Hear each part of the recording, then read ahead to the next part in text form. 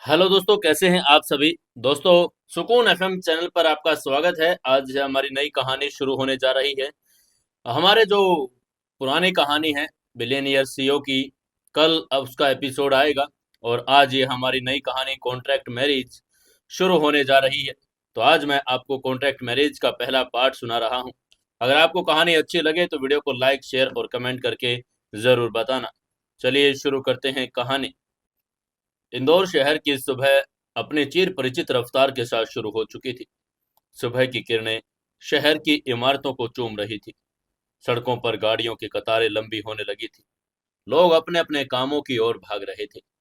लेकिन इन सब के बीच इंदौर मैजिस्ट्रेट रजिस्ट्रार ऑफिस के बाहर एक दृश्य अजीब था। कुछ ऐसा जो राह चलते हर इंसान के कदमों को पल भर के लिए रोक दे रहा था। रजिस्ट्रार ऑफिस के मुख्य द्वार के ठीक सामने एक पुरानी और विशाल पीपल के पेड़ की छांव में स्नेहा वर्मा खड़ी थी। उसके चेहरे पर थकान, आंखों में रात भर ना सोने की लाली और होठों पर एक अजीब सी खामोशी थी। स्नेहा, जो कभी अपनी चुलबुली बातों से पूरे घर को सिर पर उठा लिया करती थी, आज एक पत्थर की मूरत जैसी खड़ी हो गई थी। उसने साधारण सा सूती सलवार कमीज पहना था, जो जगह जगह पर सिलोटों से भरा हुआ था। लेकिन लोगों का प्यार स्नेहा की सादगी पर नहीं, बल्कि उस चीज पर था जो उसने अपने गले में पहनी टांग रखी थी।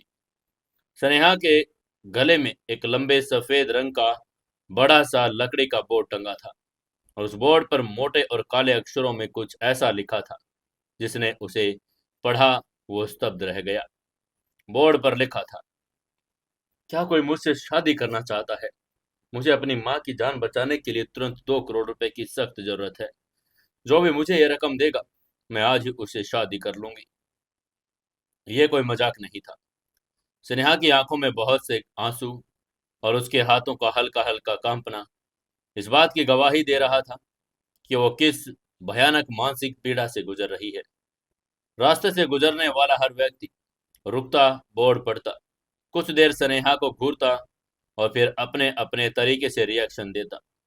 कुछ लोगों की आंखों में दया थी, तो कुछ की आंखों में हवस। कुछ लोग आपस में कानाफूसी कर रहे थे, तो कुछ उसे एक नया स्कैम या धोखा समझकर आगे बढ़ रहे थे। स्नेहा का दिल हर गुजरते पल के साथ डूबता जा रहा था। हॉस्पिटल में उसकी मां जीवन और मृत्यु के बीच झूल रही थी।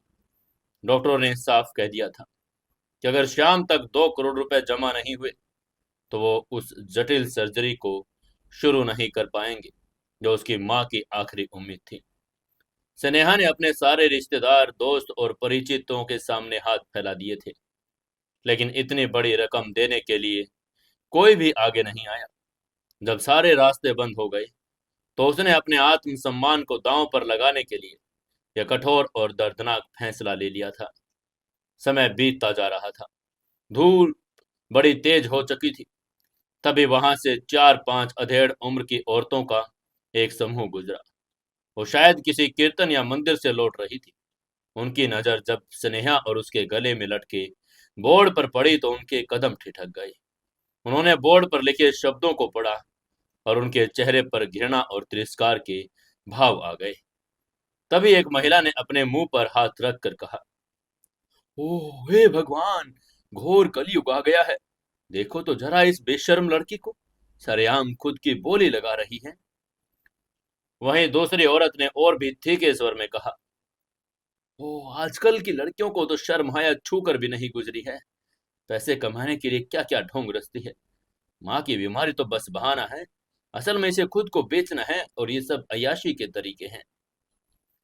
सनेहा के कान में जब ये शब्द पड़े तो उसके भीतर का दर्द अचानक भड़क उठा। वो सुबह से लोगों को घूरती और फुसफुसाहटों को बर्दाश्त कर रही थी, लेकिन कोई उसकी माँ की बीमारी का ढोंग कहे यह उससे सहा नहीं गया। सनेहा ने अपने कांपते स्वर को स्थिर करने की कोशिश करके कहा, आंटी जी, प्लीज बिना सच्चाई जाने इस तरह की बातें मत कीजिए। मेरी माँ सच में हॉस्पिटल में वेंटिलेटर पर है। मैं मजबूर हूँ, इसलिए यहाँ खड़ी हूँ। अगर आप मदद नहीं कर सकती तो कम से कम मुझे जलील तो मत कीजिए। लेकिन उन औरतों पर स्नेहा की बात का उल्टा असर हुआ। उनका अहंकार आहत हो गया कि एक सरेआम खुद को बेचने वाली लड़की उन्हें पलटकर जवाब भी दे रही है। तभी तीसरी औरत ने आगे बढ़कर स्नेहा को उंगली दिखाकर चिल्ला कर कहा, अरे ओ बदचलन, तू हमें सिखाएगी कि हमें क्या बोलना चाहिए और क्या नहीं।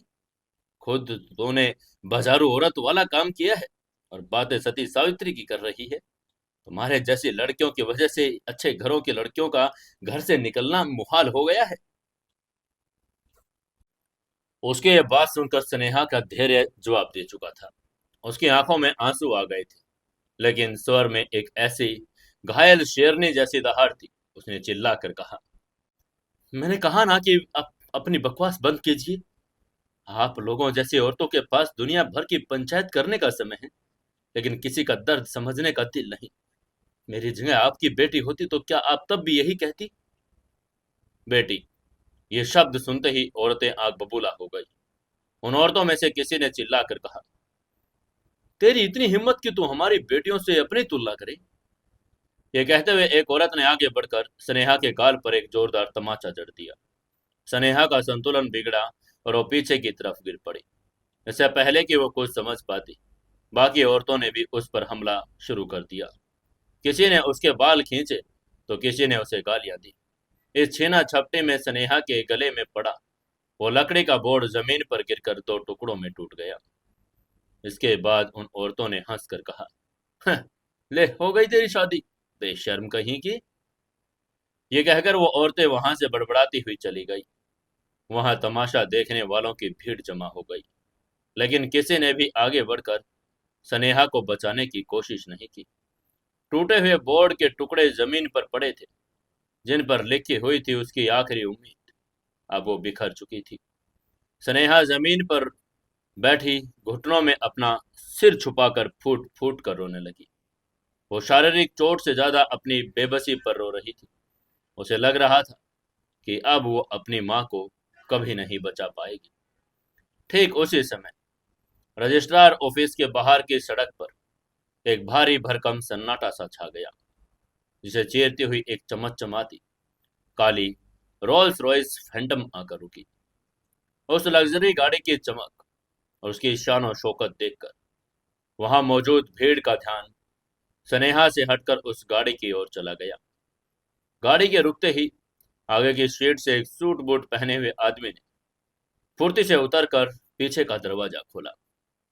अंदर जो शख्स बैठा हुआ था वो बाहर निकला और उसे देखकर किसी की भी आंखें फटे की फटी रह जाए। 6 फुट से अधिक लंबा कद, इटालियन कट का डार्क नेवी ब्लू सूट, चेहरे पर एक ऐसा तेज और गंभीरता जो बिना कुछ कहे ही लोगों को पीछे हटने पर मजबूर कर दे। उसकी आंखों पर काले चश्मे थे और उसके चलने के अंदाज में एक ऐसी सत्ता थी जो सिर्फ बेहद अमीर और ताकतवर लोगों में होती है। ये कोई और नहीं, ये आर्यन मल्होत्रा था। सनराइज ग्रुप ऑफ इंडस्ट्री का निर्दयी, महत्वाकांक्षी और बड़ा हैंडसम सीईओ। आर्यन मल्होत्रा का नाम पूरे बिजनेस वर्ल्ड में खौफ और सम्मान के साथ लिया जाता था।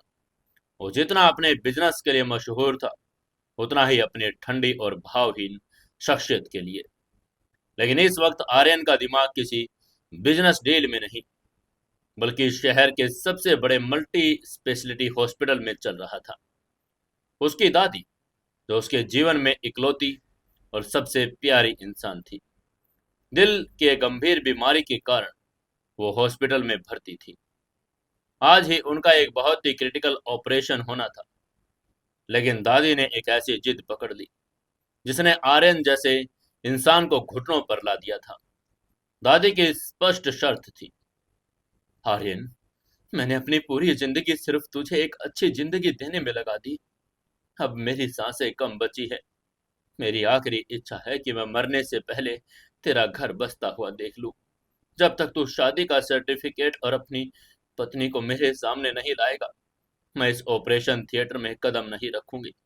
अगर तूने मेरी बात नहीं मानी तो मुझे ऐसे ही मरने दे। आर्यन के लिए प्यार, शादी और रिश्ते महज समय की बर्बादी थे। उसे औरतों के लिए कोई खास लगाव नहीं था, क्योंकि उसने हमेशा उन्हें सिर्फ पैसों और रुतबों के पीछे भागते देखा था। लेकिन अपनी दादी की जिद के आगे वो पूरी तरह बेबस हो गया था। वो किसी भी कीमत पर अपनी दादी को खोना नहीं चाहता था। वो रजिस्ट्रार ऑफिस इसलिए आया था ताकि अपने वकील से किसी ऐसे कॉन्ट्रैक्ट मैरिज का इंतजाम करने को कह सके जिससे दादी की जिद भी पूरी हो जाए और उसकी आज़ादी भी बनी रहे। गाड़ी से उतरते ही आर्यन की नजरें रजिस्ट्रार ऑफिस की सीढ़ियों के पास लगी भीड़ पर पड़ गई। वो इन सब चीजों पर ध्यान नहीं देता, लेकिन तभी उसकी नजर जमीन पर पड़े उस टूटे बोर्ड के लकड़ी पर गई। काले चश्मे के पीछे से आर्यन की तेज आंखों ने बोर्ड पर लिखे शब्दों को तुरंत पढ़ लिया। मुझे अभी शादी करना चाहता है। मुझे 2 करोड़ रुपए की जो भी मुझे रकम देगा, मैं आज ही उससे शादी कर लूंगी। यह पढ़ते ही आर्यन के कदम वहीं रुक गए। उसने अपनी नजरें उठाई और उस लड़की को देखा जो जमीन पर बैठी सिसक रही थी। उसके बिखरे हुए बाल उसके चेहरे को छुपा रहे थे। आर्यन को उस लड़की का चेहरा दिखाई नहीं दे रहा था, ना ही उसे उसमें कोई दिलचस्पी थी। उसका तेज दौड़ने वाला बिजनेस माइंड तुरंत काम करने लगा। एक लड़की जिसे पैसों की सख्त जरूरत है, एक बोर्ड जो चाह रहा था कि वो किसी से भी शादी करने को तैयार है, और मुझे अपनी दादी की जान बचाने के लिए तुरंत एक पत्नी की जरूरत है। आर्यन के चेहरे पर एक कठोर सी मुस्कान तैर गई। उसकी समस्या का समाधान उसके सामने जमीन पर बिखरा पड़ा था। आर्यन ने अपनी सेक्रेटरी विक्रम को इशारा किया। विक्रम जो पिछले कई सालों से आर्यन का सबसे वफादार एम्प्लॉय था, तुरंत उसके पास आ गया। आर्यन ने अपनी ठंडी और स्पाट आवाज में कहा, वो लड़की जो वहां जमीन पर बैठी है, जाओ और उससे बात करो। उसने अपने बोर्ड पर जो भी लिखा है, मैं वो सारी शर्तें मानने को तैयार हूँ। उसे 2 करोड़ रुपए चाहिए। मैं उसे अपनी तरफ से एक अनलिमिटेड प्लेटिनम कार्ड दूंगा, लेकिन मेरी भी कुछ शर्तें हैं। विक्रम थोड़ा हैरान हुआ, लेकिन उसने कुछ नहीं पूछा। क्या शर्तें हैं सर? तभी आर्यन ने अपनी महंगी रोलेक्स घड़ी की तरफ देखकर कहा, पहला, ये शादी सिर्फ एक कॉन्ट्रैक्ट होगा, ठीक 1 साल का कॉन्ट्रैक्ट। 1 साल बाद हम दोनों शांति से तलाक ले लेंगे। दूसरा, शादी के बाद मेरी उसकी जिंदगी में कोई दखलंदाजी नहीं होगी, ना ही वो मेरी पर्सनल लाइफ में इंटरफेयर करेगी। वो अपनी बीमार माँ का इलाज करवाए, मुझे कोई आपत्ति नहीं। मुझे सिर्फ एक शादी का सर्टिफिकेट चाहिए जो मैं अपनी दादी को दिखा सकूं। मेरे पास बिल्कुल समय नहीं है। जाकर उससे कहो कि अगर उसे सौदा मंजूर है तो अभी मेरे साथ अंदर चले। मुझे ये शादी अगले 10 मिनट में रजिस्टर चाहिए। उसकी ये बात सुनते ही आगे से विक्रम ने तुरंत कहा, यस बॉस। ये कहते वो तेजी से स्नेहा की तरफ बढ़ा। भीड़ अब भी वहां पर मौजूद थी, लेकिन आर्यन के बॉडीगार्ड्स ने आते ही भीड़ को तीतर बीतर कर दिया। तब विक्रम स्नेहा के पास पहुंचा। थोड़ा झुककर उसने एक साफ रुमाल स्नेहा की तरफ बढ़ाकर नम्रता से कहा, मिस। यह आवाज सुनते ही स्नेहा ने चौंक कर अपना चेहरा ऊपर उठाया। उसकी आंखें रो रो कर सूज चुकी थी। उसने विक्रम को देखा जो एक बहुत ही प्रोफेशनल और अमीर आदमी लग रहा था। स्नेहा ने रुमाल को अनदेखा करके अपनी आस्तीन से आंसू पोंछ कर कहा, क्या है? तभी आगे से विक्रम ने सीधे मुद्दे पर आकर कहा, मेरा नाम विक्रम है। मैं सनराइज ग्रुप ऑफ इंडस्ट्री के सीईओ मिस्टर आर्यन मल्होत्रा का सेक्रेटरी हूँ। मेरे बॉस ने आपका वो बोर्ड पढ़ा है। वो आपकी 2 करोड़ रुपए की जरूरत पूरे करने के लिए तैयार है। स्नेहा की सांसें गले में अटक गई। उसने हैरान होकर कहा, क्या क्या क्या सच में? विक्रम ने तुरंत सिर हिलाकर कहा, हाँ। ये कहते हुए विक्रम ने अपनी जेब से एक चमकता हुआ ब्लैक प्लेटिनम कार्ड निकाला और स्नेहा के सामने करके कहा, इस कार्ड में कोई लिमिट नहीं है। अपनी माँ का इलाज दुनिया के सबसे अच्छे हॉस्पिटल में करवा सकती हो आप। इसके अलावा 1 साल बाद आपको 1 करोड़ रुपए का एक्स्ट्रा बोनस भी दिया जाएगा। स्नेहा को अपनी आंखों और कानों पर विश्वास नहीं हुआ। उसे लगा जैसे भगवान ने खुद किसी फरिश्ते को भेज दिया। लेकिन फिर उसे अचानक याद आया। उसने तुरंत विक्रम से पूछा, लेकिन उन्हें मुझसे क्या चाहिए? तभी विक्रम ने शांति से कहा, शादी। लेकिन ये कोई आम शादी नहीं होगी।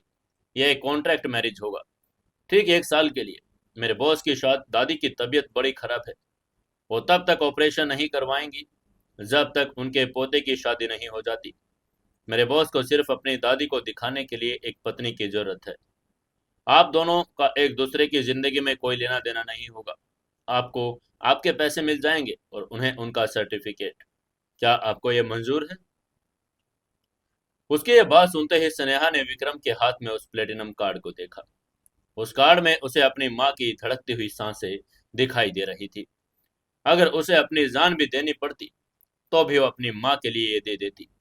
ये तो सिर्फ 1 साल के कॉन्ट्रैक्ट की बात थी। इसलिए स्नेहा ने दृढ़ता से कहा, मुझे मुझे मंजूर है। तभी आगे से विक्रम ने मुस्कुराकर कहा, गुड।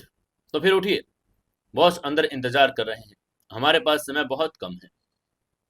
स्नेहा खड़ी हुई और विक्रम के पीछे पीछे मैरिज रजिस्ट्रार ऑफिस के अंदर चली गई। ऑफिस के अंदर वीआईपी ट्रीटमेंट के चलते सब कुछ पहले से ही तैयार हो चुका था। आर्यन मल्होत्रा का नाम ही इतना बड़ा था कि रजिस्ट्रार खुद अपने कैबिन में फाइल खोल कर बैठा था। जब स्नेहा अंदर दाखिल हुई तो उसने देखा एक लंबा चौड़ा आदमी कुर्सी पर बैठा है। उसका ध्यान पूरी तरह से अपने लैपटॉप और फोन में था। वो किसी से इंटरनेशनल बिजनेस डील पर बात कर रहा था। स्नेहा बहुत घबराई हुई थी। उसके हाथ पैर ठंडे पड़ रहे थे। उसने अपना दुपट्टा अपने सिर पर ऐसे खींच लिया कि उसका आधा चेहरा ढक गया। बाकी का चेहरा उसके अस्त व्यस्त बालों ने छुपा लिया था। वो धीरे से जाकर आर्यन के सामने वाली कुर्सी पर बैठ गई। तभी रजिस्ट्रार ने डॉक्यूमेंट्स को आगे बढ़ाकर कहा, मिस्टर मल्होत्रा, यहाँ आपके साइन चाहिए। आर्यन ने बिना अपना फोन कान से हटाए और बिना स्नेहा की तरफ देखे पेन लिया और तेजी से उन डॉक्यूमेंट्स पर अपने साइन करके वो फोन पर बात करता रहा। उसने फोन पर कहा, या turnover should be around 50 million. नहीं, मुझे उससे कम में डील नहीं करनी। रजिस्ट्रार ने फिर फाइल स्नेहा की तरफ खिसका कर कहा, मैम, आप यहाँ साइन कर दीजिए। वहीं स्नेहा के हाथ बुरी तरह से कांप रहे थे। उसने पेन पकड़ा, एक बार उस अजनबी आदमी की तरफ देखा जिसका चेहरा अब भी लैपटॉप की स्क्रीन और फोन के पीछे छुपा था। स्नेहा ने एक लंबी सांस ली, अपनी माँ का चेहरा याद किया और कॉन्ट्रैक्ट के साथ साथ शादी के सर्टिफिकेट पर भी साइन कर दिया। वो दोनों एक ही कमरे में थे, एक ही मेज के आमने सामने बैठे थे। दोनों ने एक दूसरे के साथ जीवन भर साथ रहने के डॉक्यूमेंट्स पर साइन किए, लेकिन उन दोनों ने एक पल के लिए भी एक दूसरे की शक्ल नहीं देखी। आर्यन को उस लड़की के चेहरे या नाम में कोई मतलब नहीं था। स्नेहा की आंखों में आंसुओं का धुंधलका और दिमाग में अपनी माँ की बीमारी की चिंता इतनी हावी थी कि उसने अपना सिर उठाकर उस शख्स को देखने की कोशिश भी नहीं की। तभी रजिस्ट्रार ने मुहर लगाई और कहा, मुबारक हो मिस्टर एंड मिसेज मल्होत्रा, आपकी शादी कानूनी रूप से संपन्न हुई। जैसे ही रजिस्ट्रार ने सर्टिफिकेट की कॉपी विक्रम को दी, आर्यन अपनी कुर्सी से उठा। उसने अब तक फोन नहीं काटा था। वो पलटा और बिना एक शब्द कहे, बिना पूछे मुड़े देखे सीधे दरवाजे से बाहर निकल गया। उसका काम पूरा हो चुका था। उसके पास अब सबूत था जो उसकी दादी की जान बचा सकता था। विक्रम ने सर्टिफिकेट की एक कॉपी और एक ब्लैक प्लेटिनम कार्ड स्नेहा के हाथों में थमा कर कहा, ये रहा आपका कार्ड मिस, मेरा मतलब मिसेज मल्होत्रा। इसका पिन कोड पीछे लिखा है। आप तुरंत हॉस्पिटल जा सकती हैं। बॉस ने आपकी डिटेल्स ले ली। जरूरत पड़ने पर हम आपसे संपर्क कर लेंगे। विक्रम ने पेशेवर अंदाज में कहा और वो भी आर्यन के पीछे चला गया। स्नेहा कुछ देर वहीं खड़ी रही। उसके एक हाथ में वो भारी भरकम रकम वाला कार्ड था और दूसरे हाथ में अजनबी के साथ शादी का सर्टिफिकेट। आज का दिन वो उसकी जिंदगी में सबसे अजीब और डरावना दिन था। उसने अपना सम्मान, अपनी आजादी, सब कुछ दांव पर लगा दिया था। लेकिन जैसे ही उसकी नजर उस कार्ड पर पड़ी, उसे एहसास हुआ कि अब रोने का समय बिल्कुल भी नहीं है। स्नेहा ने धीरे से कहा, मां। स्नेहा के मुंह से बस ये शब्द निकला। वो ऑफिस से बाहर दौड़ी। आर्यन की लग्जरी गाड़ी पहले से ही धूल उड़ाती हुई हॉस्पिटल की तरफ निकल चुकी थी। स्नेहा ने बिना समय बर्बाद किए एक ऑटो रोका और अपने हॉस्पिटल की तरफ चलने को कहा। ऑटो में बैठी स्नेहा अपनी मुट्ठी में उस कार्ड को कसकर पकड़े हुए थी। उसकी आंखों में अब आंसू बह रहे थे, लेकिन ये आंसू बेबसी के नहीं थे, ये उम्मीद के आंसू थे। वो अपनी माँ को अब बचाने जा रही थी। दूसरी तरफ अपनी गाड़ी में बैठा आर्यन सर्टिफिकेट को घूर रहा था। आर्यन ने कड़क आवाज में कहा, ड्राइवर, गाड़ी तेज चलाओ। मुझे किसी भी कीमत पर 10 मिनट के अंदर सिटी हॉस्पिटल पहुंचना है। दादी का ऑपरेशन आज और अभी शुरू होना जाना चाहिए। दो अजनबी, दो अलग अलग हॉस्पिटल, दो अलग अलग जाने बचाने के लिए एक ऐसे रिश्ते की डोर में बन चुके थे जिसकी बुनियाद सिर्फ एक मजबूरी थी। उन्हें नहीं पता था कि ये 1 साल का कॉन्ट्रैक्ट उनकी जिंदगी को किस तूफान में धकेलने वाला था।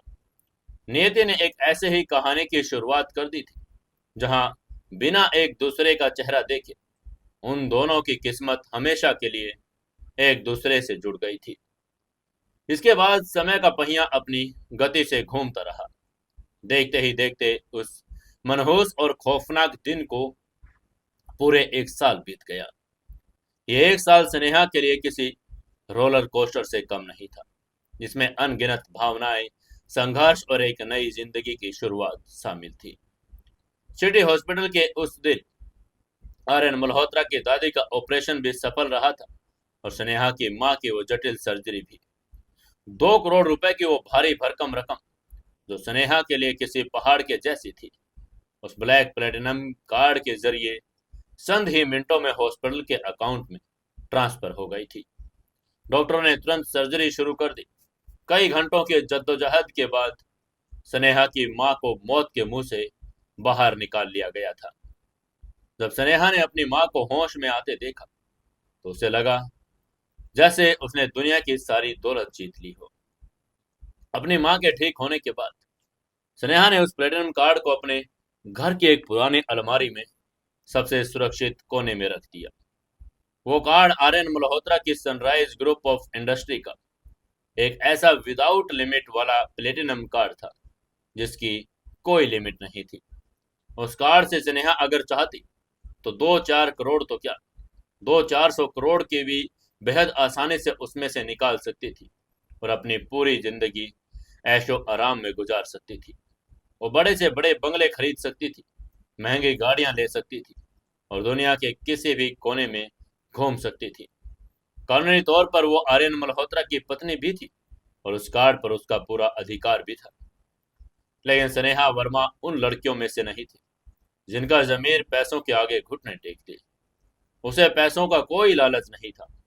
उसने ये शादी किसी अमीरजादे की दौलत पर राज करने के लिए नहीं की थी, बल्कि सिर्फ और सिर्फ इसलिए की थी क्योंकि वो अपनी मां को खोना नहीं चाहती थी। स्नेहा ने उस कार्ड से सिर्फ और सिर्फ 2 करोड़ रुपए ही इस्तेमाल किए जो हॉस्पिटल का बिल चुकाने के लिए जरूरी थे। उसके बाद उसने उस कार्ड से एक फूटी कौड़ी भी नहीं निकाली। वो जानती थी ये रिश्ता सिर्फ एक समझौते की बुनियाद पर टिका है और वही समझौते का फायदा उठाकर अपनी सेल्फ रिस्पेक्ट नहीं खोना चाहती थी। स्नेहा की दुनिया वैसे भी बड़ी छोटी थी। उसकी उस छोटी सी दुनिया में उसकी मां के अलावा उसका वहां कोई भी नहीं था। जब स्नेहा बहुत छोटी थी तभी सड़क हादसे में उसके पिता का देहांत हो गया था। पिता के साय के बिना इस कठोर दुनिया में एक बच्चे को पालना किसी भी औरत के लिए आसान नहीं होता। लेकिन स्नेहा की मां ने दिन रात एक करके सिलाई कढ़ाई का काम करके लोगों के ताने सुनकर भी अपनी बेटी को बड़ी मुश्किलों से पाला था। उन्होंने अपनी हर खुशी कुर्बान कर दी ताकि स्नेहा को अच्छी परवरिश और अच्छी शिक्षा मिल सके। स्नेहा भी पढ़ने में बड़ी होशियार थी।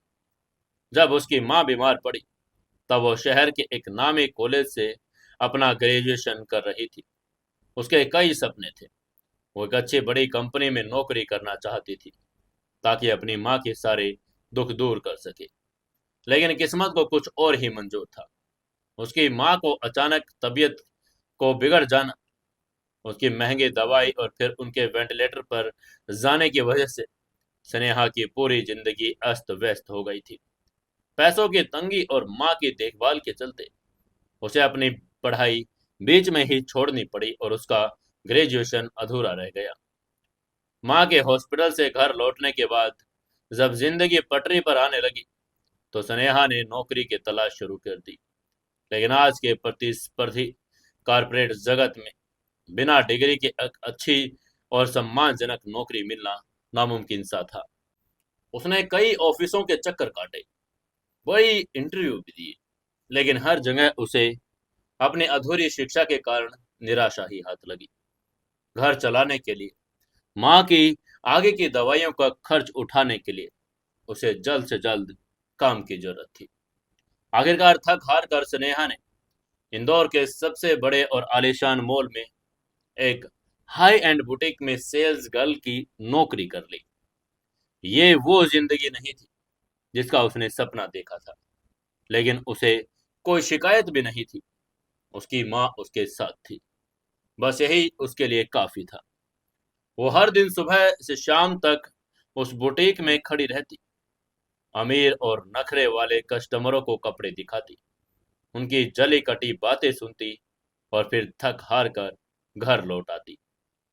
हैरानी की बात तो ये थी कि इस पूरे साल में स्नेहा ने आर्यन मल्होत्रा का चेहरा तक नहीं देखा था, और न ही आर्यन ने कभी अपनी इस कागजी पत्नी की शक्ल देखने की जहमत उठाई थी। शादी वाले दिन रजिस्ट्रार ऑफिस में दोनों ने एक दूसरे को देखा भी नहीं था, और उसके बाद उनकी कभी मुलाकात भी नहीं हुई थी। आर्यन अपनी बिजनेस की दुनिया और अपनी दादी की देखभाल में बिजी था, और स्नेहा अपनी रोजमर्रा की संघर्ष में। इस एक साल के लंबे अरसे में उन दोनों के बीच सिर्फ फोन पर ही बात हुई थी, वो भी सिर्फ तब जब कोई बहुत जरूरी कागजी या फॉर्मेलिटी होती। आज तक उनके बीच सिर्फ 2 बार फोन पर बात हुई, और वो बातचीत भी बमुश्किल 1 या 2 मिनट की रही होगी, जिसमें आर्यन ने सिर्फ हाँ या ना या साइन कर देना जैसे रूखे शब्द कहे थे। आज सोमवार का दिन था। इंदौर हमेशा अपनी रफ्तार पकड़ चुका था। सुबह के करीब 9 बज रहे थे और स्नेहा अपने छोटे से अपार्टमेंट में अपनी ड्यूटी पर जाने के लिए निकल रही थी। आज सुबह ही माँ की तबीयत थोड़ी नासाज थी, इसलिए उनके लिए नाश्ता बनाने और उन्हें दवाइयाँ देने में स्नेहा को देर हो गई। वो हर रोज की तरह आज भी लेट थी। स्नेहा एक ऑटो में बैठी थी, बार बार अपनी घड़ी देख रही थी। ऑटो शहर के भारी ट्रैफिक के बीच रेंग रहा था। स्नेहा ने घबराहट में ऑटो वाले से कहा, भैया थोड़ा जल्दी चलो ना, मेरी मैनेजर आज मुझे कच्चा चबा जाएगी। लेकिन बेचारा ऑटो वाला भी क्या करता, ट्रैफिक ही इतना था। जैसे तैसे ऑटो उन विशाल और चमचमाते मॉल के गेट के सामने पहुंचा। स्नेहा जल्दी से ऑटो से बाहर निकली और पर्स में हाथ डालकर ऑटो वाले को देने के लिए छुट्टे पैसे ढूंढ रही थी। तभी उसके पर्स में रखा उसका फोन जोर जोर से बजने लगा। स्नेहा ने जल्दी से पैसे निकालकर ऑटो वाले को हाथ में थमा दिए और फिर अपने फोन की स्क्रीन को अपनी आंखों के सामने किया। स्क्रीन पर फ्लैश हो रहा नाम देखकर उसके कदम वहीं के वहीं जम गए। फोन की स्क्रीन पर किसी और का नहीं, बल्कि उसके सो कॉल्ड आर्यन मल्होत्रा पति का नंबर चमक रहा था। पिछले 1 साल में ये आर्यन को उसको किया गया तीसरा कॉल था। स्नेहा का दिल जोरों से धड़कने लगा। उसने मॉल के शानदार शीशे वाले दरवाजे की तरफ भागना शुरू किया और भागते भागते हड़बड़ाहट में फोन उठा लिया। वो जानती थी कि आर्यन मल्होत्रा जैसे रसूखदार इंसान को इंतजार करना बिल्कुल पसंद नहीं है। फोन उठाते ही स्नेहा ने अपनी हांफती हुई और घबराई हुई आवाज में कहा, हेलो। तभी फोन के दूसरी तरफ एक गहरी, भारी और बड़ी ठंडी आवाज गूंजी। आर्यन ने बिना कोई हाल चाल पूछे, बिना कोई औपचारिकता निभाई, सीधा और स्पाट अंदाज में मुद्दे की बात पर आकर कहा, मिस स्नेहा, आज हमारी शादी को पूरा 1 साल हो गया, और जैसा कि तय हुआ था, हमारा मैरिज कॉन्ट्रैक्ट भी आज खत्म हो गया है। मेरी दादी अब पूरी तरह से स्वस्थ है और मुझे अभी इस नाटक को आगे बढ़ाने की कोई जरूरत नहीं। क्या आप आज वो डिवोर्स पेपर साइन करने के लिए आ सकती हैं। ये कहते हुए आर्यन की आवाज में ना कोई भावना थी, ना कोई हिचकिचाहट। उसके लिए ये सिर्फ एक बिजनेस डील थी जिसकी समय सीमा समाप्त हो गई थी। वहीं उसकी ये बात सुनकर इधर स्नेहा ने दौड़ते कदम एक पल के लिए धीमे हुए, लेकिन फिर उसे अपनी मैनेजर की डांट याद आई और वो फिर भागने लगी। उसकी सांसें फूल रही थी। उसने दौड़कर अपनी हांफती हुई आवाज में जवाब देकर कहा, जी जी मिस्टर मल्होत्रा, मैं आ जाऊंगी। स्नेहा को भी इस रिश्ते से अब आजादी चाहिए थी। तभी इधर आर्यन ने अपने उसी दबंग और हुक्म चलाने वाले अंदाज में कहा, ठीक है, तो दिन में जब भी आप फ्री होंगी मुझे बता दीजिएगा। मैं अपनी गाड़ी भेजकर आपको पिकअप करवा लूंगा। मेरे वकील ने सारे पेपर्स तैयार कर लिए हैं, आपको बस। वहीं स्नेहा आर्यन की बात सुन रही थी। उसका पूरा ध्यान फोन पर था। उसके कदम तेजी से मॉल के कॉरिडोर की तरफ बढ़ रहे थे और बिना सामने देखे भागी ही जा रही थी। तभी अचानक वो मॉल के अंदर आए एक नौजवान लड़के से जोर से टकरा गई। वो टक्कर इतनी जोरदार थी कि स्नेहा का संतुलन बिगड़ गया। उसके हाथ से छूटकर फोन गिरने ही वाला था कि उसने उसे कसकर पकड़ लिया, लेकिन उसका लेदर का बैग कंधे से खिसक कर नीचे गिर गया। उस लड़के से टकराते ही स्नेहा बुरी तरह से घबरा गई। उसने जल्दी से फोन के माइक पर हाथ रखकर कहा, लेकिन उसकी आवाज आर्यन तक पहुंच चुकी थी। स्नेहा ने जल्दी से आर्यन से फोन पर कहा, ठीक है मिस्टर मल्होत्रा, मैं भी थोड़े बिजी हूँ, मैं फ्री होकर आपको कॉल कर दूंगी। ये कहते हुए उसने बिना आर्यन का जवाब सुने फोन काट दिया। फोन कटने के तुरंत बाद स्नेहा ने अपना बैग जमीन से उठाया और सामने खड़े उस शख्स की तरफ देखकर घबराहट में सिर झुकाकर कहा, I am so sorry sir, I am really sorry. मैं थोड़ा जल्दी में थी, मेरा ध्यान फोन पर था, मुझे माफ कर दीजिए। स्नेहा ने अभी तक उस शख्स का चेहरा नहीं देखा था। वहीं उस नौजवान लड़के ने आगे कुछ नहीं कहा।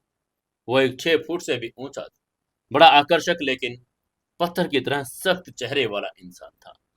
उसने डार्क ग्रे रंग का बड़ा महंगा और कस्टम मेड 3 पीस सूट पहना था। उसके चेहरे पर एक ऐसा घमंड और ऐसा रुतबा था जो चीख चीख कर बता रहा था कि वो कोई आम इंसान बिल्कुल नहीं था। लेकिन इससे पहले कि वो शख्स कुछ बोलता, ठीक उसके पीछे चल रहे काले सूट और काले चश्मे वाले एक हट्टे कट्टे बॉडीगार्ड ने तुरंत आगे बढ़कर स्नेहा को जोर से धक्का देकर साइड करके बड़े रूखे और डराने वाले स्वर में स्नेहा पर चिल्लाकर कहा, सीओ सर से दूर रहिए, चलिए यहां से, रास्ता मत रोकिए। वहीं धक्का लगने से स्नेहा लड़खड़ाकर दीवार से जा लगी। उसके कोहने में हल्की सी चोट भी आ गई, जिसकी वजह से उसने चौंक कर अपनी नजरें उठाई। स्नेहा जिस शख्स से टकराई थी वो इंसान कोई और नहीं, बल्कि पूरे सनराइज ग्रुप का मालिक और उसका अपना कानूनी पति आर्यन मल्होत्रा ही था। आर्यन आज इसी मॉल में एक नए प्रोजेक्ट की मीटिंग के सिलसिले में इंस्पेक्शंस के लिए आया था। लेकिन विडंबना देखिए, किस्मत ने उन दोनों को एक दूसरे के बिल्कुल आमने सामने लाकर खड़ा कर दिया था। लेकिन अब दोनों ही कोई मालूम ही नहीं था कि वो दोनों एक दूसरे की लाइफ पार्टनर है। तभी आर्यन ने अपनी ठंडी और तेज नजरों से एक बार उस मामूली सी सूती कपड़े पहने घबराई हुई लड़की की तरफ देखा। उसे ऐसी लापरवाह और बेवकूफ लड़कियों से सख्त नफरत थी। आर्यन के चेहरे पर एक तिरस्कार का भाव आया। उसने स्नेहा के एक शब्द भी कहना जरूरी नहीं समझा और अपने घमंड में अपने महंगे जूतों की खटखट की आवाज करके अपने सेक्रेटरी और बॉडीगार्ड्स के काफिले के साथ वहां से निकल गया। वहीं आर्यन के ठीक पीछे उसका नया सेक्रेटरी चेतन चल रहा था। चेतन के हाथ में नई फाइल थी और वह आर्यन का आज का शेड्यूल और उसके बारे में बता रहा था। स्नेहा चेतन को पहचान नहीं पाई। दरअसल शादी वाले दिन रजिस्ट्रार ऑफिस में स्नेहा से बात करने वाला, उसे कॉन्ट्रैक्ट समझाने वाला और प्लेटिनम कार्ड देने वाला शख्स आर्यन का एक्स सेक्रेटरी विक्रम था। विक्रम को कुछ महीने पहले ही कंपनी के लंदन ब्रांच का हेड बनाकर भेज दिया गया था और उसकी जगह चेतन ने ले ली थी। इसलिए आज वहां मौजूद कोई भी शख्स एक दूसरे की असली पहचान से वाकिफ नहीं था। वहीं स्नेहा दीवार से लगी खड़ी थी। वो अपने कोहने सहलाकर आर्यन के पीछे चल रहे और उस पूरे लाव लश्कर को ऐसे घमंड में जाता हुआ देखती रह गई। उसे उस बॉडीगार्ड का धक्का मारना और उस सूट वाले आदमी का बिना कुछ कहे, बिना माफी मांगे इस तरह घूर कर चले जाना बड़ा बुरा लगा। इसलिए स्नेहा ने अपने कपड़े ठीक किए और मन ही मन अजनबी को कोस कर बड़बड़ा कर कहा, कितना घमंडी इंसान है ये। गलती मेरी थी, मैंने मान लिया, माफी भी मांग ली, लेकिन इसके बॉडीगार्ड ने मुझे ऐसे धक्का दिया कि जैसे मैं कोई कीड़ा मकोड़ा हूं, और नवाबजादे ने तो ऐसे घूरा जैसे मुझे कच्चा चबा जाएगा। अमीर होने का कुछ ज्यादा ही गुरूर है इसे। पता नहीं ऐसे पत्थर दिल इंसान के साथ लोग कैसे काम करते होंगे। स्नेहा की इस बात में जरा भी अंदाजा उसे था नहीं कि जिस इंसान को वो अभी घमंडी और पत्थर दिल कहकर कोस रही है, उसी इंसान से आज वो तलाक लेने वाली थी। वहीं घड़ी की सुई तेजी से भाग रही थी। तभी स्नेहा का ध्यान वापस अपनी नौकरी पर गया। स्नेहा ने मन ही मन सोचा, हे भगवान, 9:20 हो गए, आज तो मेरी खैर नहीं। ये सोचते वो फिर से अपने बुटीक की तरफ भागने लगी। बुटीक मॉल के फर्स्ट फ्लोर पर था। स्नेहा हाफते हुए एक्सीलेटर चढ़कर बुटीक के विशाल कांच के दरवाजे तक पहुंची। उसने गहरी सांस ली और दरवाजा धकेल कर अंदर दाखिल हुई। बुटीक अंदर से किसी महल की तरह सजा हुआ था। हर तरफ महंगे डिजाइनर लहंगे, साड़ियां और वेस्टर्न ड्रेसेस टंगी हुई थी। लेकिन जैसे ही स्नेहा स्टोर के अंदर दाखिल हुई, उसकी मैनेजर मिसेज रितिका शर्मा, जो काउंटर के पास खड़ी खड़ी फाइलें चेक कर रही थी, उसकी नजर स्नेहा पर पड़ गई। मिसेज शर्मा एक बड़ी ही सख्त और गुस्सैल स्वभाव की औरत थी, जिन्हें अपने स्टाफ पर हुक्म चलाना बड़ा पसंद था। स्नेहा को देखते ही मिसेज शर्मा का पारा 7वें आसमान पर पहुंच गया। उन्होंने अपनी तेज और कर्कश आवाज में पूरे बुटीक में चिल्लाना शुरू कर दिया। मिसेज शर्मा ने अपनी आंखें तरहेर कर कहा, स्नेहा वर्मा, ये कोई धर्मशाला यहाँ है क्या जो तुम्हारा जब मर्जी जी करेगा तुम मुंह उठाकर चली आओगी? टाइम देखा है तुमने? बुटीक 9 बजे खुलता है और महारानी जी 9:25 पर पधार रही हैं। उसकी आवाज इतनी तेज थी कि बुटीक के बाकी कर्मचारी भी अपना काम छोड़कर स्नेहा की तरफ देखने लगे। तभी उनकी ये डांट सुनकर आगे से स्नेहा ने डर कर अपना सिर झुका लिया और धीमी आवाज में कहा, सॉरी मैम, वो दरअसल मेरी माँ की तबीयत सुबह से खराब हो गई थी। उन्हें दवा देनी थी और रास्ते में ट्रैफिक बहुत था, इसलिए देर हो गई। मैं प्रॉमिस करती हूँ आगे से ऐसा नहीं होगा। लेकिन आगे से मिसेस शर्मा ने एक फाइल टेबल पर पटक कर चिल्ला कर कहा, ओह शट अप स्नेहा, मुझे तुम्हारी ये रोज रोज की झूठी कहानियां और बहाने नहीं सुनने हैं।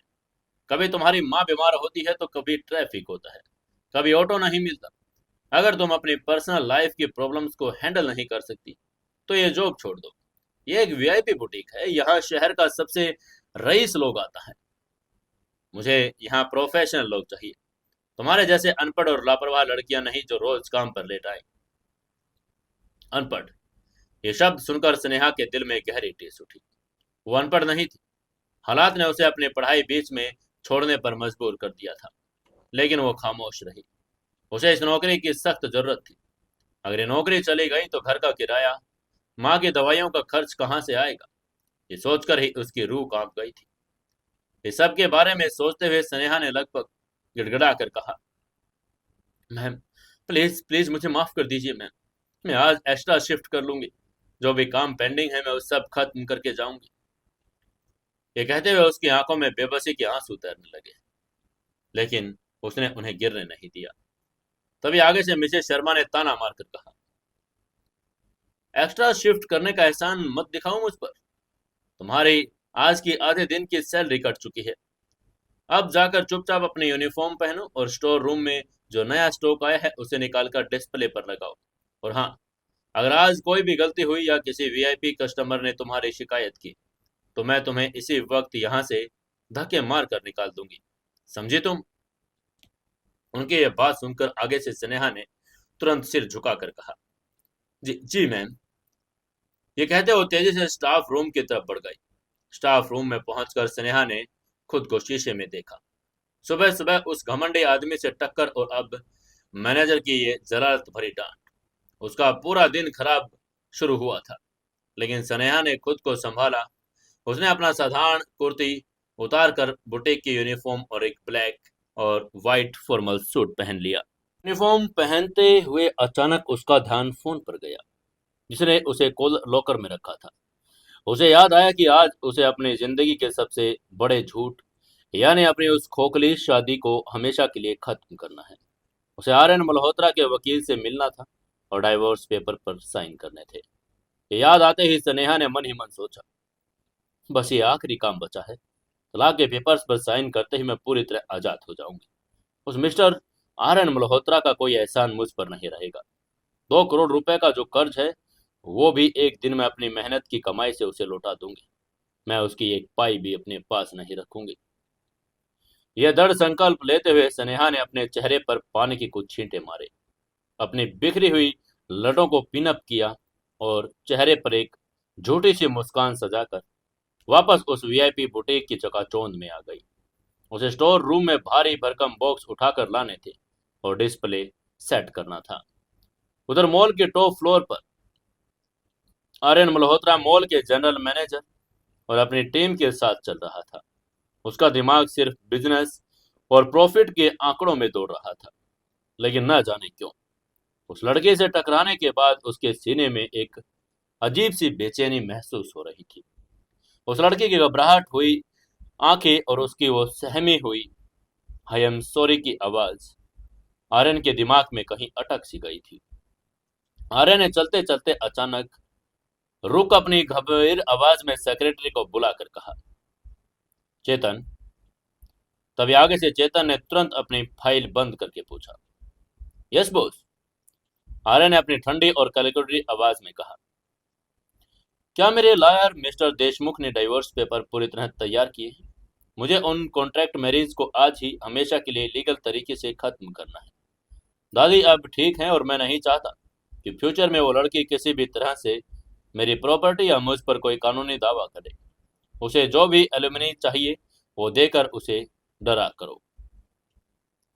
तभी आगे से चेतन ने अपना टैबलेट चेक करके जवाब देकर कहा, जी बॉस।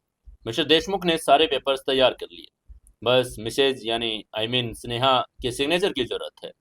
उन्हें आप कॉल किया था, क्या उन्होंने कोई टाइम बताया?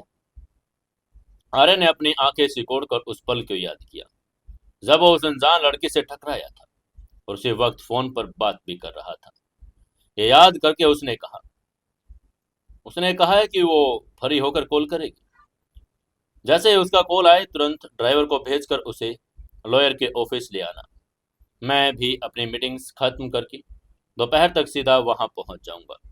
मैं चाहता हूं कि आज दोपहर से पहले मैं उस लड़की से हर तरह का रिश्ता खत्म कर लूं।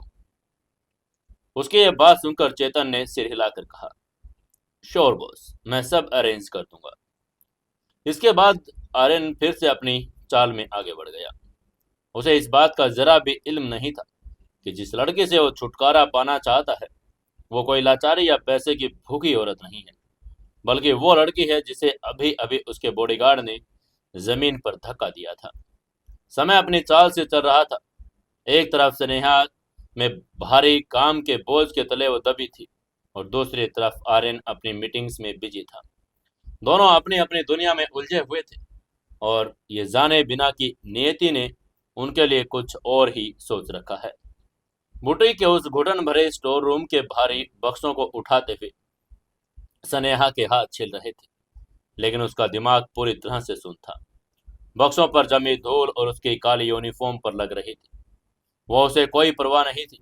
उसके कानों में बस आर्यन मल्होत्रा की ठंडी और भावहीन आवाज गूंज रही थी, क्या आप आज डाइवोर्स पेपर पर साइन करने के लिए आ सकती हैं? एक तरफ उसे राहत थी कि झूठा नाटक और वो बिना बुनियाद का रिश्ता जो सिर्फ एक कागज पर टिका था आखिरकार खत्म होने वाला था, लेकिन दूसरी तरफ उसके दिल में किसी गहरे कोने में एक अजीब सी टीस भी थी। एक लड़की के लिए तलाक शब्द कितना आसान नहीं है, चाहे वो शादी किसी मजबूरी में ही क्यों न की गई हो। उसने एक गहरी सांस ली और अपनी आंखें बंद की और खुद को संभाला। उसने खुद को दिलासा देकर कहा, ये शादी कभी सच नहीं थी स्नेहा। तू बस अपनी माँ को जिंदगी को बचाने के लिए सौदे में पड़ी थी, और आज ये सौदा खत्म हो जाएगा और तू अपनी पुरानी शांत जिंदगी में लौट जाएगी। वहीं दूसरी ओर उसे मॉल के सबसे ऊपरी माले पर स्थित एक आलीशान वीआईपी लाउंज में आर्यन मल्होत्रा अपने लैपटॉप स्क्रीन को घूर रहा था। उसके सामने मॉल के मालिक पसीने से तरबतर बैठे थे, क्योंकि आर्यन उस मॉल को टेक ओवर करने वाला था। आर्यन का दिमाग आंकड़ों, प्रॉफिट मार्जिन, लीगल क्लोज के बीच दौड़ रहा था, लेकिन बैकग्राउंड से कहीं ना कहीं उसे उस डाइवोर्स का इंतजार था। उसके लिए तलाक किसी रिश्ते का टूटना नहीं, बल्कि एक पुराने बेकार हो चुके कॉन्ट्रैक्ट को फाइल फाड़कर फेंकना था। आर्य ने अपने मन में सोचा, दादी का ऑपरेशन सफल हो गया, वो ठीक हो गई हैं। इस एक साल में उस लड़की ने मेरे पैसों का कोई फालतू इस्तेमाल नहीं किया, जो कि हैरानी की बात है।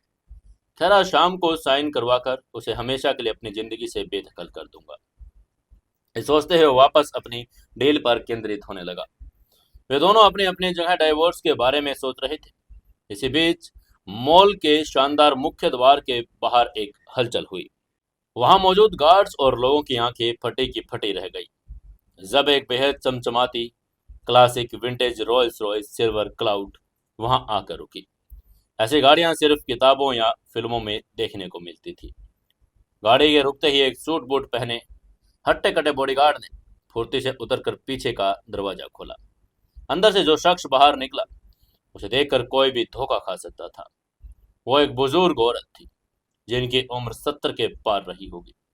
उनके चेहरे पर झुर्रियां थी, लेकिन आंखों में एक तेज और अनुभव था जो किसी भी इंसान को उनके आगे नस्तमक कर दे। लेकिन सबसे हैरान कर देने वाली बात उनका पहनावा था। उन्होंने एक बहुत ही साधारण सूती और थोड़ी पुरानी सी साड़ी पहनी थी। उनके गले में कोई भारी जेवर नहीं था, बस एक पतली सी सोने की चैन थी।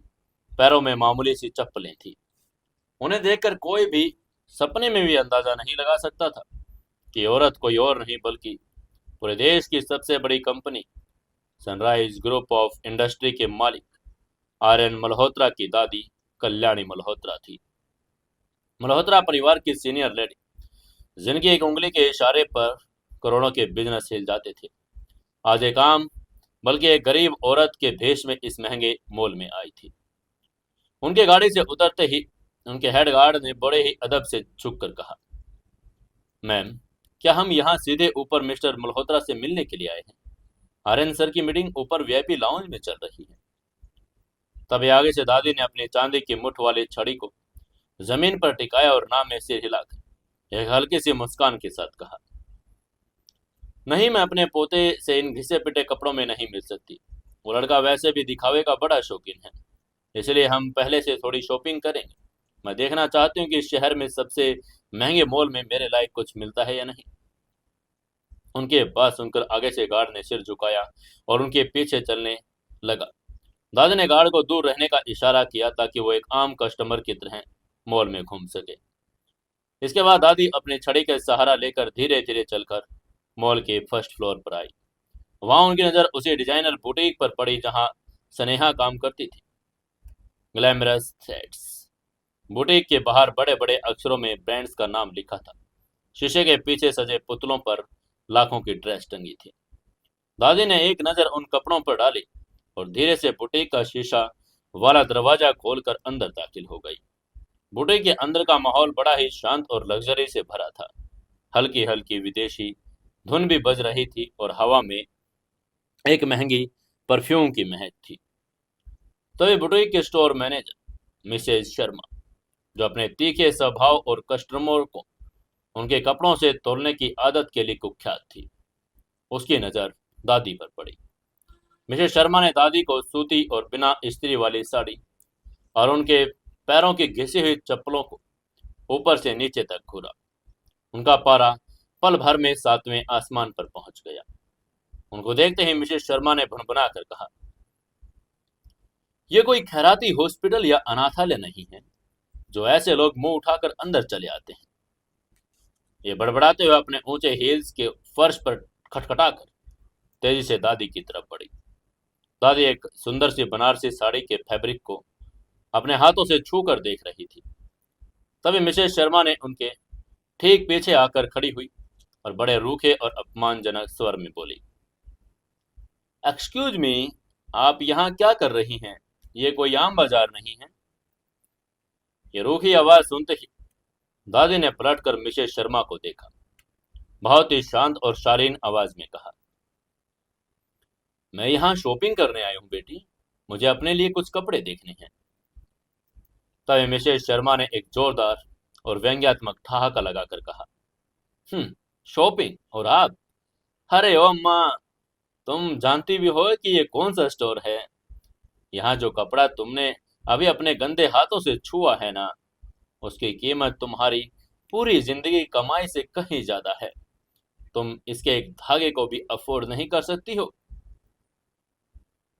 उसकी ये व्यंग भरी बातें सुनकर दादी की आंखों में एक हल्की सी कठोरता आई, लेकिन उन्होंने अपना सब्र जारी रखा। तभी उन्होंने कहा, कपड़ों से इंसान की हैसियत का अंदाजा नहीं लगाना चाहिए बेटा। अगर मैं अंदर आई हूं तो जाहिर है मैं कुछ खरीद कर ही जाऊंगी। तुम मुझे बहुत कुछ अच्छी सिल्क की साड़ी दिखाओ। दादी की इस बात से मिसेस शर्मा का अहंकार आहत हो गया। एक गरीब औरत उसे ऑर्डर दे रही थी। उसने अपनी आवाज और भी ऊंची करके कहा, ए बुढ़िया, दिमाग खराब है तेरा? मैंने कहा ना बाहर निकल यहाँ से। तेरे जैसे भिखारियों के लिए हमारे स्टोर में कोई जगह नहीं। अभी सिक्योरिटी को बुलाकर धक्के मारकर बाहर निकलवा दूंगी। चलो, रास्ता ना पो अपना। वहीं मिसेस शर्मा की चीखने की आवाज सुनकर बुटीक के अंदर का सारा स्टाफ और वहां मौजूद एक दो ग्राहक भी उनकी तरफ देखने लगे। ठीक उसी समय स्नेहा स्टोर रूम से कुछ नए कलेक्शंस लेकर बाहर आ रही थी। उसने जब देखा कि उसकी मैनेजर एक बुजुर्ग औरत पर बुरी तरह चिल्ला रही है तो और उन्हें अपमानित कर रही है, तो स्नेहा से रहा नहीं गया। वो जानती थी मिसेस शर्मा से पंगा लेने का मतलब है अपनी नौकरी दांव पर लगाना, लेकिन एक बेबस और बुजुर्ग औरत की ऐसी बेइज्जती वो अपनी आंखों के सामने नहीं देख सकती थी। उसे अहम बुजुर्ग उसने कहीं उसकी अपनी माँ की छवि नजर आती। स्नेहा ने जल्दी से काउंटर पर पड़े और भागती हुई दादी के पास जाकर खड़ी हो गई। उसे पहले दादी को देखा, जिनकी आंखों में गुस्सा और हैरानी दोनों थी। फिर मिसेस शर्मा की तरफ मुड़कर दृढ़ता से कहा, मैम, आपको ऐसे दादी की इंसल्ट नहीं करना चाहिए। आप एक कस्टमर से इस तरह कैसे बात कर सकती हैं? माना कि इनके कपड़े साधारण हैं, लेकिन आपको इनकी उम्र का तो कम से कम लिहाज करना चाहिए। किसी भी बुजुर्ग से इस तरह बदतमीजी करना हमारे स्टोर की पॉलिसी नहीं है। लेकिन मिसेस शर्मा स्नेहा की बात सुनकर आग बबूला हो गई। ये मामूली सी सेल्स गर्ल्स उसे काम सिखा रही है। वहीं स्नेहा ने मिसेस शर्मा को नजरअंदाज किया। बड़े प्यार और सम्मान के साथ दादी की तरफ मुड़कर उनके कंधे पर हाथ रखकर पूछा, दादी आप परेशान मत होइए, आप मुझे बताइए आप क्या देखना पसंद करेंगे। मैं आपको हमारे स्टोर का सबसे अच्छा कलेक्शन दिखाती हूँ।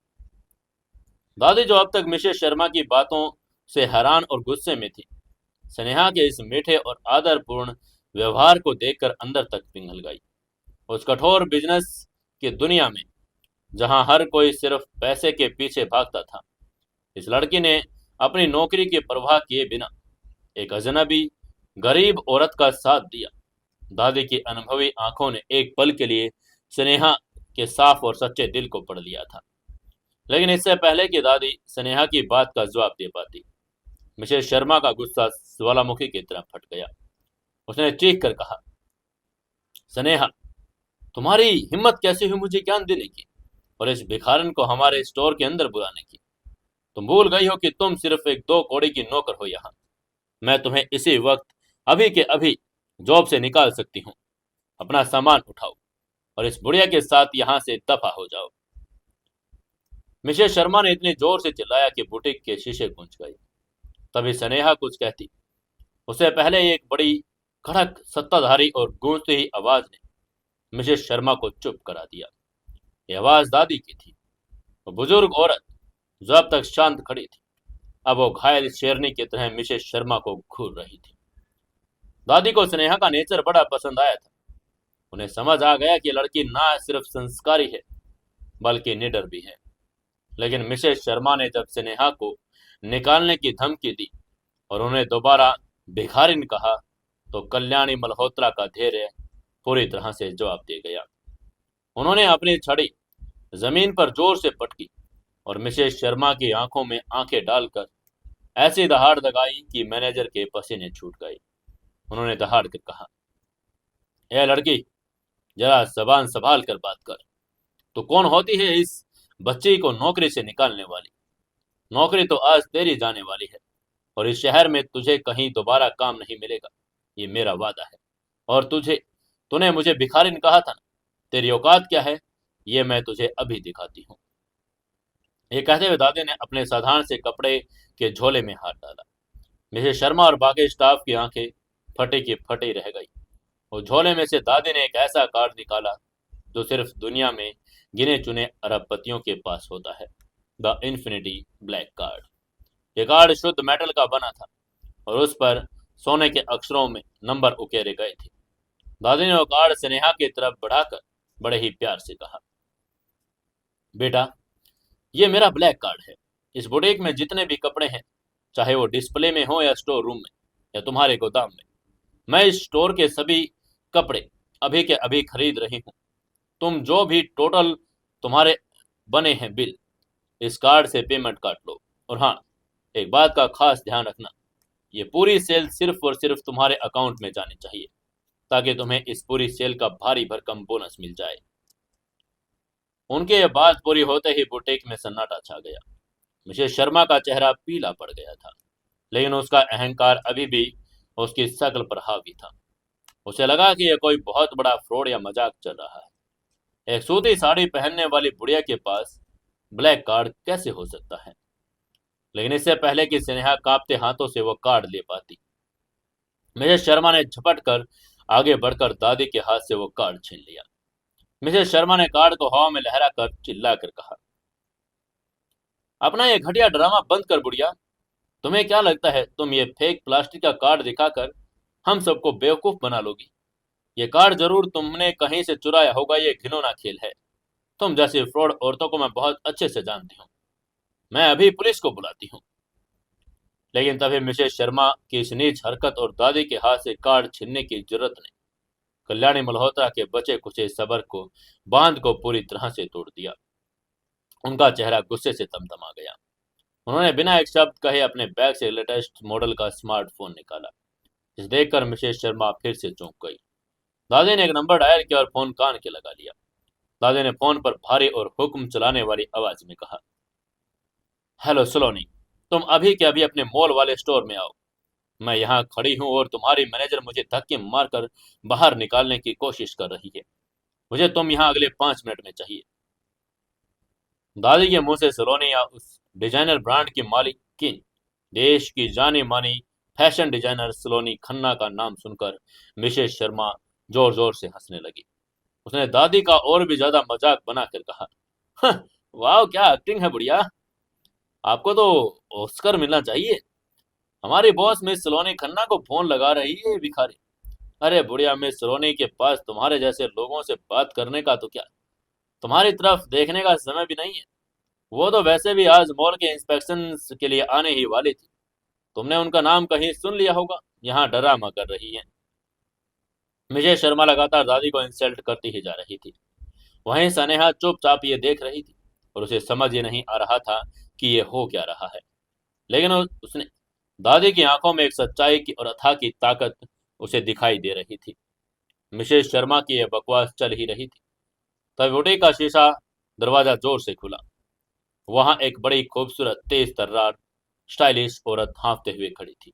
वो कोई और नहीं, सलोनी खन्ना खुद थी। उनका चेहरा पीला पड़ा हुआ था, उनके माथे पर पसीने की बूंदें थी और लगभग दौड़ते हुए स्टोर में दाखिल हुई। सलोनी को देखते ही मिसेस शर्मा की आंखों में चमक आ गई। उसे लगा कि उसकी बॉस उसके काम से खुश होने वाली है। वो तुरंत अपना व्यवहार बदलकर चेहरे पर चापलूस मुस्कान चिपकाकर सलोनी की तरफ दौड़ी। मिसेस शर्मा ने दादी की तरफ नफरत से इशारा करके सलोनी को भड़काना शुरू करके कहा, गुड मॉर्निंग मिस सलोनी। मैम, आप बिल्कुल सही समय पर आई हैं। देखिए, पागल और फ्रॉड औरत हमारे स्टोर में घुस आई हैं। ये एक फेक ब्लैक कार्ड दिखाकर हमें बेवकूफ बनाने की कोशिश कर रही थी और मुझे धमकियां देख रही थी। लेकिन आप चिंता मत कीजिए, मैंने मैंने इस भिखारन को इसकी औकात दिखा दी। और ये स्नेहा, ये लड़की भी इसी के साथ मिली हुई है। मैंने दोनों को पुलिस के हवाले करने का तभी चटाक। इससे पहले कि मिसेस शर्मा अपना वाकया पूरा करती, पूरे बुटीक में एक जोरदार आवाज गूंज उठी। ये आवाज मिसेस शर्मा के गाल पर पड़े एक भयंकर तमाचे की थी। सोलोनी ने अपने पूरे जोर से मिसेस शर्मा के गाल पर एक थप्पड़ जड़ दिया। थप्पड़ इतना जोरदार था कि मिसेस शर्मा लड़खड़ा कर जमीन पर गिर पड़ी। उसका गाल लाल हो गया था। उसके मुंह से आवाज भी नहीं निकल रही थी। पूरा स्टाफ और स्नेहा सदमे में गिर पड़े थे। सोलोनी गुस्से से कांप रही थी और उसकी आंखें लाल थी। उसने मिसेस शर्मा पर चीख कर कहा, shut up, just shut up Mrs Sharma. तुम्हारा दिमाग खराब हो गया है? तुम जानती भी हो कि ये कौन है, जिनकी तरफ तुम उंगली उठा रही हो, जिनकी तुमने बेइज्जती की? ये मिसेज कल्याणी मल्होत्रा है, देश के सबसे अमीर परिवार मल्होत्रा परिवार की senior lady, sunrise group of industry के मालिक आर्यन मल्होत्रा की दादी। और तुम एक मामूली मैनेजर होकर इनकी इंसल्ट कर रही हो। तुम्हारी हिम्मत भी कैसे हुई उन्हें भिखारिन कहने की? ये अगर चाहे तो आज इस पूरे मॉल को खरीद कर इसे मिट्टी में मिला सकती है। ये सुनते ही मिसेज शर्मा के पैरों तले की जमीन खिसक गई। उसकी आंखें फटी की फटी रह गई। उसकी सांसें अटक गई थी। मल्होत्रा परिवार, जिस आर्यन मल्होत्रा के नाम से शहर में बड़े बड़े बिजनेस कांपते थे, और ये साधारण से साड़ी पहने औरत उसकी दादी थी। मिसेस शर्मा को लगा कि किसी ने उसके ऊपर खोलता हुआ पानी डाल दिया और वो जमीन पर घुटनों के बल बैठ गई और उसके हाथ कांपने लगे। तभी सलोनी ने हाथ जोड़कर कल्याणी मल्होत्रा के सामने अपना सिर झुकाकर कहा, मैम, मैम मुझे माफ कर दीजिए। मुझे बिल्कुल अंदाजा नहीं था कि मेरी पीठ के पीछे मेरे स्टोर में ऐसे घटिया लोग काम करते हैं। मैं आपसे इस बदतमीजी के लिए बड़ी शर्मिंदा हूँ। उसकी यह बात सुनकर दादी ने अपने छड़ी को जमीन पर टिकाकर कठोरता से कहा, सलोनी, मैंने तुम्हारे ब्रांड को बड़ा समर्थन दिया, लेकिन अगर तुम्हारे एम्प्लॉय कस्टमर के साथ कपड़ों के आधार पर ऐसा व्यवहार करते हैं तो मुझे अपना फैसला बदलना पड़ेगा।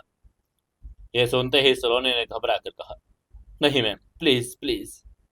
ये कहते उसने फिर मिसेस शर्मा की तरफ मुड़कर गरज कर कहा, Mrs Sharma, you are fired. तुम्हें अभी के अभी जॉब से मैं निकाल रही हूँ। और याद रखना, तुम्हारे इस बर्ताव की वजह से मैं तुम्हारा ऐसा फीडबैक दूंगी, तुम्हें इस शहर में किसी भी कंपनी में चपरासी की नौकरी भी नहीं मिलेगी। Get out of my store right now. Saloni की यह बात सुनकर मिसेस शर्मा फूट फूट कर रोने लगी। दादी से माफी मांगने लगी, लेकिन सलोनी ने गार्ड्स को बुलाकर उसे घसीटकर स्टोर से बाहर फेंकवा दिया। अहंकार का अंत बड़ा ही भयानक हुआ था। और इसके बाद जब माहौल शांत हुआ तो दादी सलोनी की तरफ मुड़ी। उन्होंने अपना ब्लैक कार्ड जो मिसेस शर्मा ने जमीन पर गिरा दिया था उसे उठवाया। इसके बाद दादी ने हुक्म देकर कहा, सलोनी, मैंने जो कहा था मैं उस पर कायम हूँ। स्टोर का सारा माल आज बिक चुका है और कार्ड स्वाइप करो। और जैसा कि मैंने कहा था, इस पूरी सेल का बोनस इस बच्ची स्नेहा को मिलना चाहिए इसी वक्त। ये बात सुनकर सलोनी भी एकदम से चौंक गई थी। क्या सलोनी ऐसा कर पाएगी? क्या नहीं कर पाएगी? क्या होगा आगे की कहानी में जानेंगे कल के एपिसोड में। दोस्तों, कहानी को ज्यादा से ज्यादा लाइक, शेयर और कमेंट जरूर करना। जानेंगे आगे की कहानी में कि क्या होगा इनकी जिंदगी में नया बदलाव। सुनते रहिए कहानी सुकून एफएम पर।